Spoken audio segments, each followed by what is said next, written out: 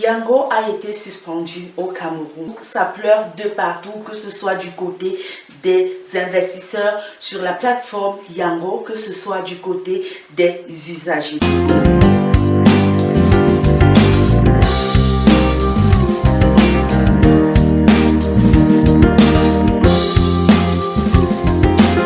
Bonjour tout le monde, bienvenue sur ma chaîne, j'espère que vous allez bien. Si tu es de nouveau ou de passage sur cette chaîne, moi je suis Elisenga de la chaîne Astuces et Conseils au quotidien. Je suis investisseur, je suis entrepreneur, je suis business manager.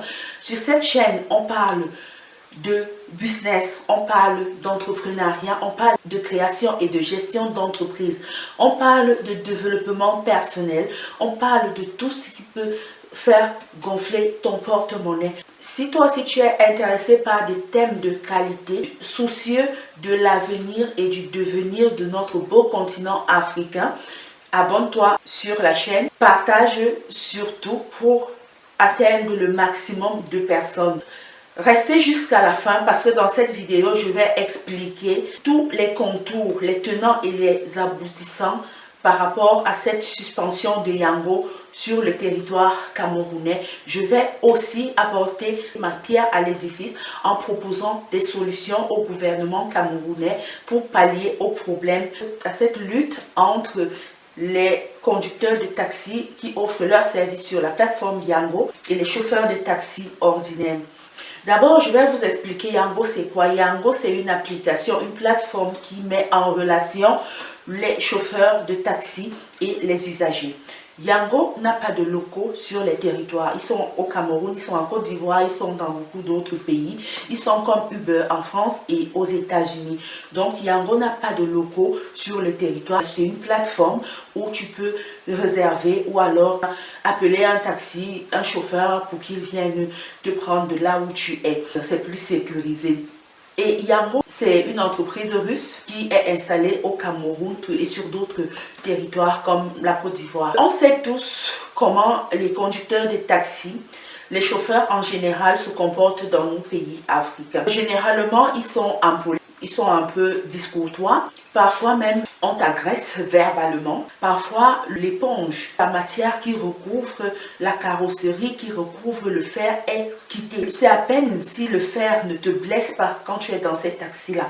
Parfois on vous sert comme des sardines dans une boîte et les conditions ne sont pas réunies. Et aussi, il y a une question de sécurité. Il y a une question de sécurité. Parfois, vous empruntez un taxi et au prochain carrefour, on vous agresse, on vous arrache votre téléphone, on vous arrache votre sac. Yango est donc une plateforme russe moderne qui propose des solutions pour pallier à ce genre de problème, aux problèmes d'insécurité, surtout pour les gens qui sont en vacances ou alors les personnes qui sont pour un court temps sur le territoire pour peut-être un travail, une mission et un séminaire par exemple.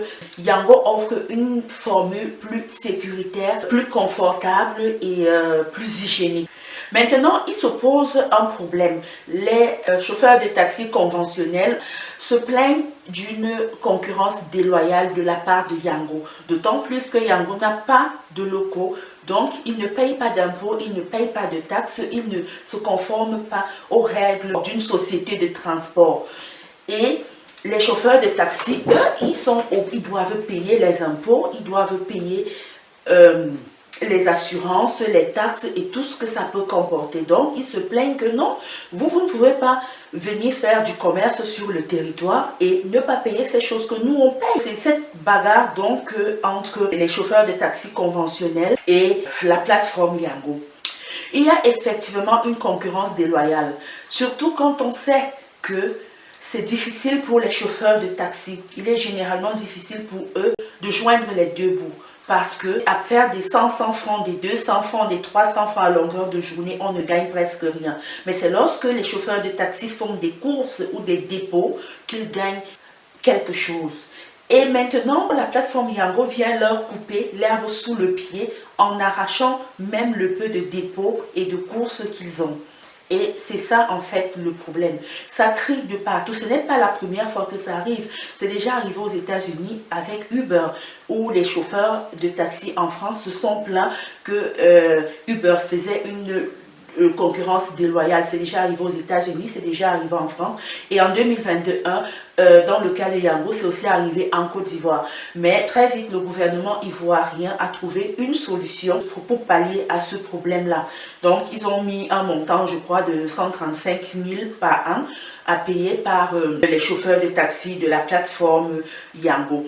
Il s'agit effectivement d'une concurrence déloyale dans la mesure où on ne peut pas exercer tous deux dans le même secteur. On a les mêmes clients, mais toi tu ne payes rien pendant que moi je paye et on discute les mêmes clients. Ce n'est pas possible. La concurrence est effectivement déloyale.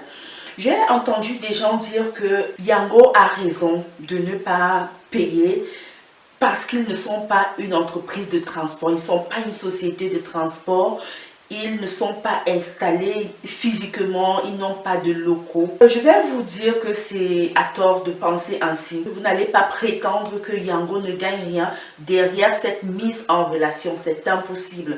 Ils ne peuvent pas s'installer, ils ne peuvent pas exercer sur un territoire et ne rien gagner en retour.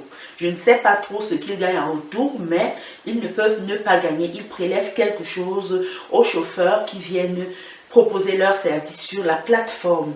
Et alors, chaque fois, lorsque tu as déjà un revenu, lorsque tu perçois déjà un revenu d'une activité, tu dois déclarer cette activité-là. Tu dois payer des impôts, tu dois payer les taxes pour cette activité-là. Il n'y a pas d'activité où on ne paye pas de taxes. On a des obligations pour chaque activité.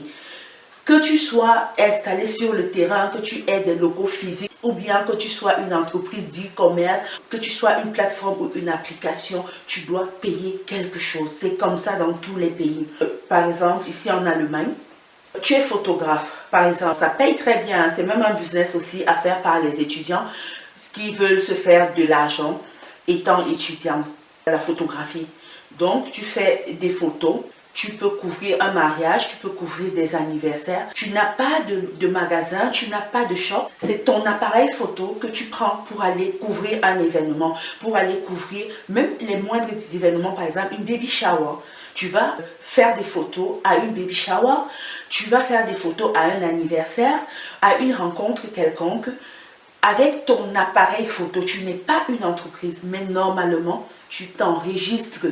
Parce que si tu le fais et que l'État se rend compte que tu n'as pas déclaré, tu auras les problèmes. Donc, l'étudiant ne va pas dire que non, comme je ne suis pas une entreprise, je n'ai pas un shop de photos, je ne dois pas payer les impôts. Non, tu payais 35%.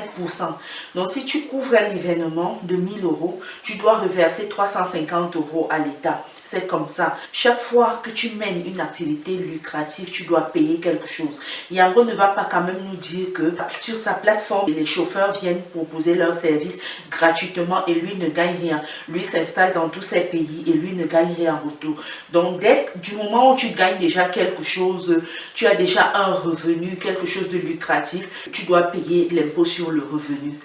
C'est pour cela, par exemple, qu'on voit souvent des footballeurs, des personnes riches, au soir de leur carrière, au soir de leur vie, vous entendez qu'ils se sont appauvris parce que le fisc les a frappés.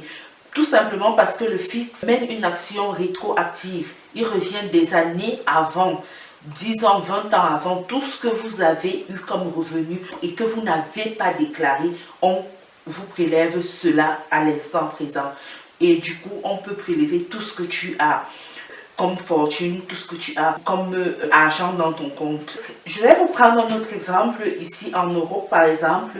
Ceux qui vivent ici peuvent comprendre le BlaBlaCar. Le BlaBlaCar, c'est aussi une plateforme qui met en relation des usagers et des chauffeurs. Mais là, ce ne sont pas des professionnels, ce sont des personnes privées. Donc la loi dit quoi à propos de BlaBlaCar? Tant que tu as ton véhicule personnel, et que tu portes 1 ou 2 personnes en passant lors d'un voyage privé, lors d'un voyage familial, tu n'es pas imposable. Mais du moment où tu as un car, une voiture que tu mets à disposition des gens régulièrement à une certaine fréquence, là, on impose, tu dois déclarer. Donc, on a mis sur pied cette plateforme pour promouvoir et encourager les transports en commun, pour diminuer la pollution de l'atmosphère. Si chacun conduit avec sa voiture, on a plus d'émissions de gaz carbonique. Mais si dans une voiture, vous partez à 5, à 4, c'est plus bénéfique pour l'environnement. Et sur cette plateforme, du moment où tu offres régulièrement, même si c'est pour aller au travail, si tu vas au travail chaque matin et que tu le fais pendant une année, tu dois déjà déclarer. Donc c'est effectivement une concurrence déloyale. Moi, je crois que la solution est toute simple. La solution est toute simple. On ne peut pas exercer dans un pays, se faire des revenus et prétendre qu'on n'est pas une société de transport. Non, ça ne se fait pas. Comme ça a eu lieu en Côte d'Ivoire en 2021, et le gouvernement ivoirien a mis sur pied un montant à payer par les chauffeurs. C'est une solution. Et moi, je vois cette suspension autrement. Moi, je vois cette suspension autrement. Parce que moi, je crois que c'est une façon de mettre la puce à l'oreille aux conducteurs locaux. Pourquoi? Parce que peut-être que vous ne saviez pas qu'une telle plateforme existe, qu'on peut mettre les clients et les chauffeurs en relation sur une telle plateforme. Pourquoi ne donc pas profiter de cette suspension pour créer votre plateforme locale? Qu'est-ce qui manque pour créer une plateforme, une application sur le territoire camerounais qui permettrait aux personnes privées qui ont des véhicules de mettre leurs véhicules au service des usagers? Qu'est-ce qui manque pour créer une telle plateforme? Peut-être que vous ne saviez pas avant, mais maintenant Yango vous a montré comment ça se passe, comment ça se gère. Donc moi je me dis c'est l'occasion ou jamais de saisir l'opportunité pour créer quelque chose de local. Voilà, nous sommes arrivés au terme de la vidéo. Si elle t'aura plu, n'hésite pas à me laisser un pouce bleu. N'hésite pas à me laisser ton avis en commentaire. N'hésite pas à partager la vidéo pour qu'elle profite à d'autres personnes. Sur ce, je vous fais plein de bisous. Portez-vous bien. À plus.